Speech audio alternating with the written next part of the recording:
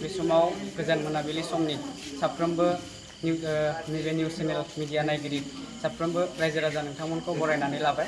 Tamulpur college student इउनियननि जि खुंनाय general election बे इलेक्शनाव team unity जानानै आं आफादगिरि मासियाव बिजाथि महरै गसंथिदोंमोन आरो लोगोसे टीम इउनिटिया तामुलपुर कलेज इउनिट एबसुआ टीम इउनिटि मुं होनानै साजिसे बिजाथिफोरखौ तामुलपुर कलेज इउनिट एबसुनि कलेज जेनेरेल इलेक्शननि जि जेनेरेल इलेक्शन बेयाव साजिसे फारियै आफादगिरिखौ लाफानानै गार्लस कमन रुम बेसिम बिजाथिलाइ फसंदोंमोन। बेनिनो आं आफादगिरि बिजाथिनि आं देरहासार बे समाव इलेक्शन कमिशनारा फोसावबाय। आंजों लोगोसे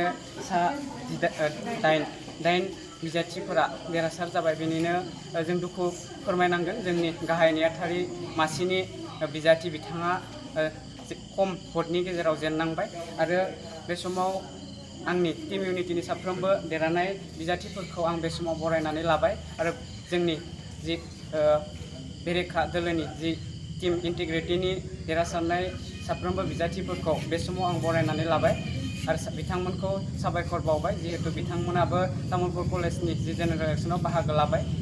जियानो जा आं साबायखर बावनांगोन तामुलपुर कलेज इउनिट एबसुखौ। बिथांमोना मेंनाय बानाय गैयाजासे जि टीम इउनिटिखौ देरहानांगौनि थाखाय बिथांमोना खामानि मावबाय।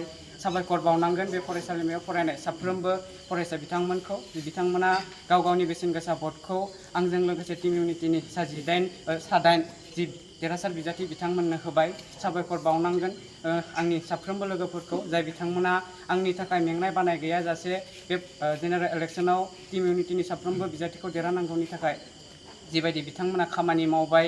साबायखर बावनांगोन तामुलपुर जिल्ला दुलाराय बर' फरायसा आफाद। साबायखर बावनांगोन तामुलपुर दख'रा दुलाराय बर' फरायसा आफाद। बिथांमोना जि मोनसे गावनि बिबानखौ लानानै टीम इउनिटिखौ देरहासारथारनांगौनि थाखाय हर सान खामानि मावबाय।